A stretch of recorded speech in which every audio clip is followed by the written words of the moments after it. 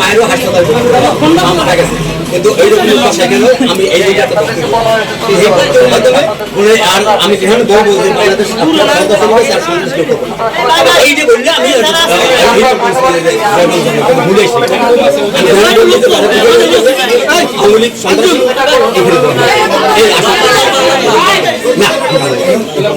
আমি নিরিবিলি আমি নিরপেক্ষ আমি কোনো দলীয় কোনো কিছু না আর কোনো কিছু আমরা দেখলাম মাইকটা টেনে নিয়ে আপনি জয় বাংলা স্লোগান দিলেন। ওই তো বিএনপি কিছু না দেখছেন ফেসবুকে যে বিএনপিতে লেখছে যে জয় বাংলা জয় বঙ্গবন্ধু এইরকম হয়ে যায়। তাহলে আমরা আগে আওয়ামী লীগ করছিল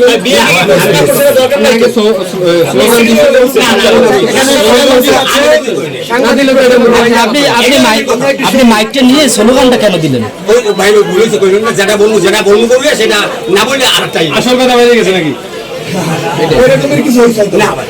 আমি আগে হয়তো স্লোগান দিতে দিতে মুখস্থ হয়ে গেছে। ঠিকানা কই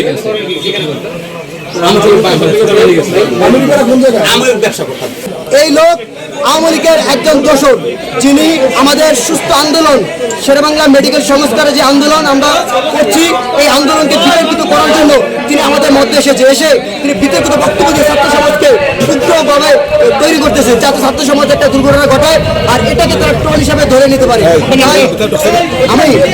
আমি মোহাম্মদ কামরুল ইসলাম, সরকারি বেতন কলেজ।